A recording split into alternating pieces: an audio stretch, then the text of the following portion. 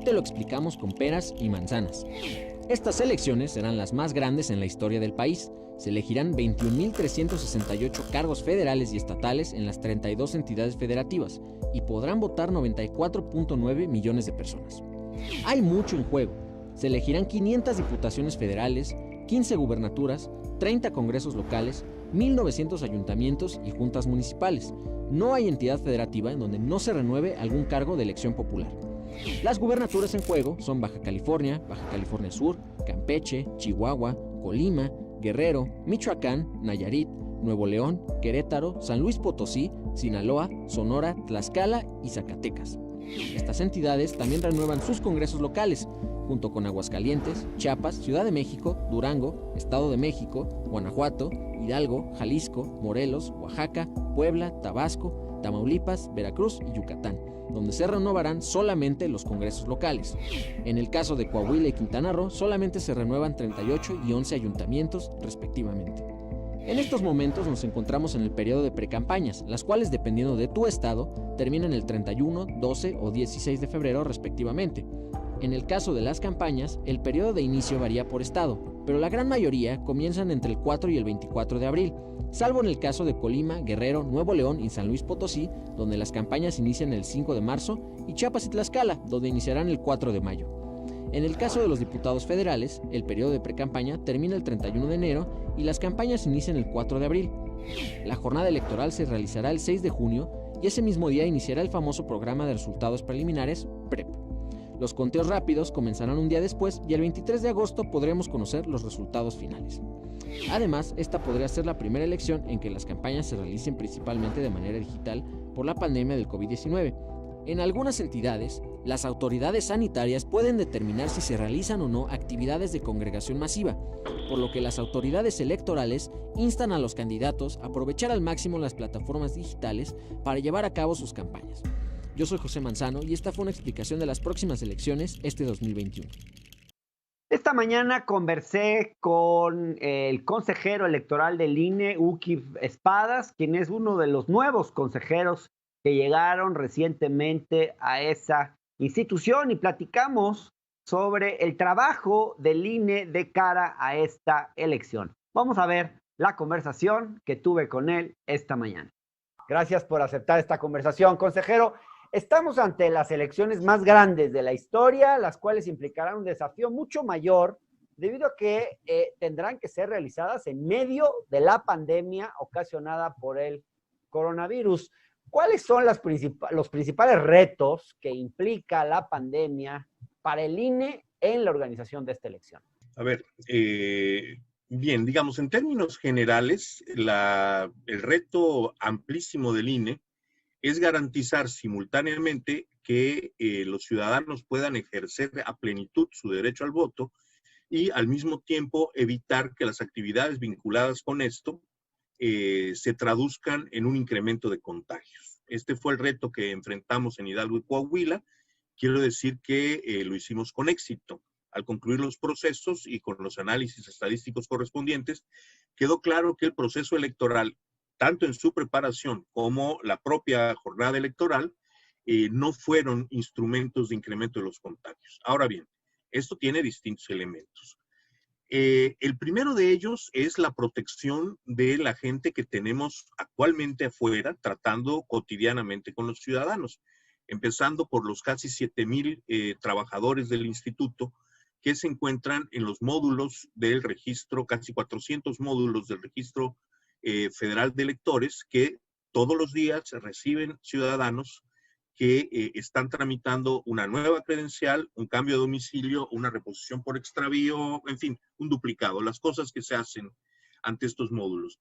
Esto ha exigido, las medidas de sana distancia que todos ya conocemos y medidas sanitarias específicas al interior de los módulos, limpieza de superficies, de los aparatos, ventilación, un número limitado de personas, la atención a partir de citas fundamentalmente, y esto se ha desahogado de manera adecuada. Es decir, la gente está acudiendo a los módulos, ciertamente porque hay un interés electoral, pero tampoco podemos dejar de notar que la credencial de elector más allá de permitir votar el día de la elección, es en México, hoy por hoy, el medio casi universal de identificación oficial, de forma tal que hay un doble interés de los ciudadanos por tener su credencial de elector. Claro, El consejero. siguiente, sí.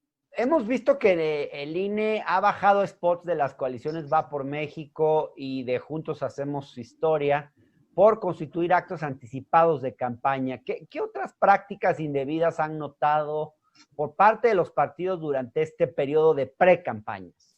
Bueno, a ver, hay una serie de denuncias sobre las cuales se ha estado actuando. Las más notables son efectivamente estas que han tenido que ver con publicidad, donde en algunos casos la comisión correspondiente del INE ha decidido que hay faltas que se constituyen actos anticipados y ha retirado, y en otros casos no ha sido así.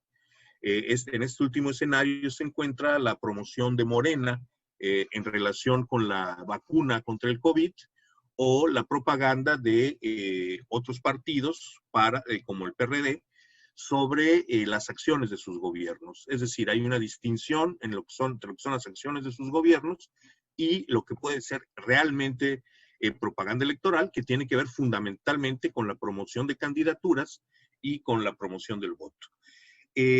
Más adelante, nuestra tarea más voluminosa en términos de la vigilancia de la equidad en el proceso será, más adelante se incrementará, esto es algo que está siempre, la fiscalización en el ejercicio de los recursos de los partidos, que es una parte fundamental. Es decir, esta autoridad electoral tiene la obligación, durante un proceso electoral, de poder decirle a la ciudadanía, estamos cuidando que no entre dinero de manera ilícita en las campañas electorales. Claro, consejero, otro tema que ha sido polémico es el papel, digamos, del presidente López Obrador en esta elección. Recientemente el tribunal le pidió al INE que definiera cuáles serían las medidas cautelares a tomar en caso de que el presidente transgrediera los principios de neutralidad en este proceso.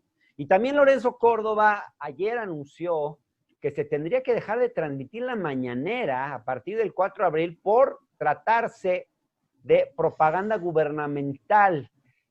Yo les pregunto, consejero, ¿qué criterio utilizaron para tomar esta decisión? ¿Cómo es que el INE, si es que llegó a esa conclusión de esta manera, digamos, decide o toma o llega a la conclusión de que la conferencia de prensa del presidente constituye un acto de propaganda? ¿No es ese un juicio un tanto subjetivo, consejero?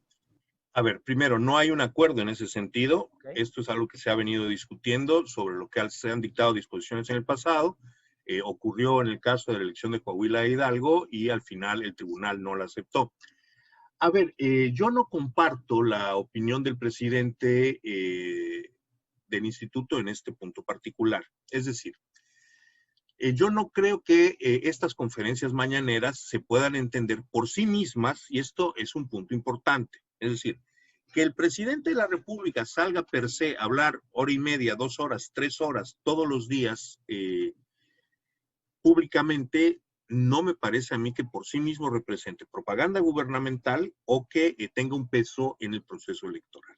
Es decir, más allá de que pueda haber elementos, y sobre esos habrá que tomar medidas, en donde el presidente efectivamente pueda emitir opiniones directamente electorales, y que esto sí está prohibido por la ley, el hecho de que el presidente hable de sus políticas públicas o de otros temas, porque además, a ver, es que en las mañaneras se habla de todo tipo de cosas, ¿no?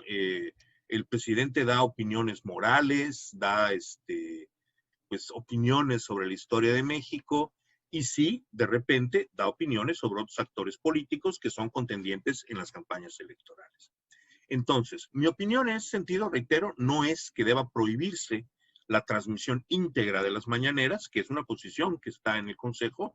No me atrevo a decir que si es mayoritario o minoritario, pero es la posición del presidente. No, yo creo que, a ver, porque más si nos vamos al fondo del asunto, ¿de verdad es una ventaja para el presidente y para sus partidarios que el presidente hable 2 horas en público todos los días? No, yo creo que no. Bien, es que desde esa Pero mañanera no salen... Tampoco, ¿no? ¿Eh? No sé si es el tema. No, es que también, vamos, parte de la idea es que la propaganda electoral juega un papel de inequidad en una competencia, porque unos tienen cargos de gobierno, otros no. En ese sentido, si se tratara de propaganda gubernamental, me parece que puntualmente habría que actuar sobre los elementos que apunten en ese sentido, pero no de manera general. Es decir, la presencia del presidente todos los días en medios no necesariamente es propaganda gubernamental y desde luego no necesariamente hay opiniones sobre el proceso electoral que tengan que ser censuradas por el instituto. Ahora yo, consejero, sí veo con preocupación la conducta en particular de dos consejeros del INE que me parece que entienden su papel, el papel de la autonomía del instituto, casi como si fuera ser opositores al presidente de la República. Lo hemos visto recientemente en el tipo de conferencias que dan, en el tipo de discursos que adoptan, y pareciera que de alguna forma están tratando de rivalizar discursiva y a veces incluso ideológicamente con el presidente de la República. Y para mí esto de las mañaneras se suma a esa lógica, no es un acto aislado. Me gustaría escuchar tu opinión y cómo ves el papel de otros compañeros tuyos del Consejo General del INE. Mira, a ver, ha habido fricciones entre el instituto y la presidencia o entre consejeros y el presidente. Eso no, vamos, no voy a jugar al inocente y hacer como que no me doy cuenta de que eso pasa. Sin embargo, no me parece que sea un problema grave. Me lo han preguntado en general al revés. ¿Qué opino de las declaraciones del presidente frente al INE? No que algunas no sean de llamar la atención o incluso de preocupar cuando se mete al INE y dentro del mismo paquete que todos los órganos autónomos y se dice, bueno, es que estos órganos autónomos no son necesarios. Vamos, yo discrepo de la opinión general y en particular de que el INE no tenga que ser un órgano autónomo necesario y además que tenga que ser un órgano caro. Si el INE deja de ser un órgano caro, deja de garantizar elecciones limpias. Paso a la síntesis nada más. Bien. Ahora bien, hay una historia de fricciones y bueno, pues sí creo que a veces de los dos lados, y eso quiere decir a veces del lado de los consejeros también, digamos, hay pues una posición sumamente reactiva de rechazo a posiciones y fricciones o actitudes confrontativas del presidente de la República.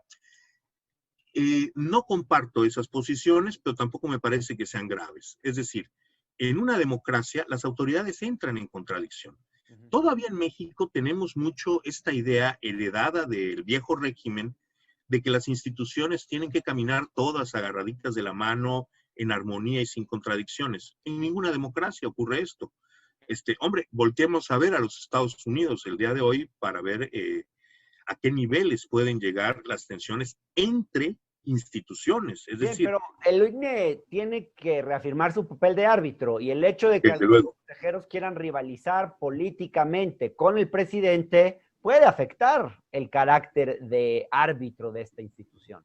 Mira, yo no me atrevería a afirmar que quieran rivalizar. Admito el hecho objetivo de que de repente chocan. Hay fricciones o declaraciones confrontadas entre el presidente y los consejeros. ¿Abona esto al mejor desempeño de las tareas? Probablemente no, pero creo que tampoco es un obstáculo mayor. Es decir, preferiría que esto fuera terso, claro, pero si hay debates y hasta debates ácidos, no me parece que tenga que ser una preocupación importante. Bien, muchas gracias por esta conversación, consejero. No, por el contrario, Hernán, muchísimas gracias por la invitación y especialmente por permitirme dirigirme a tu público.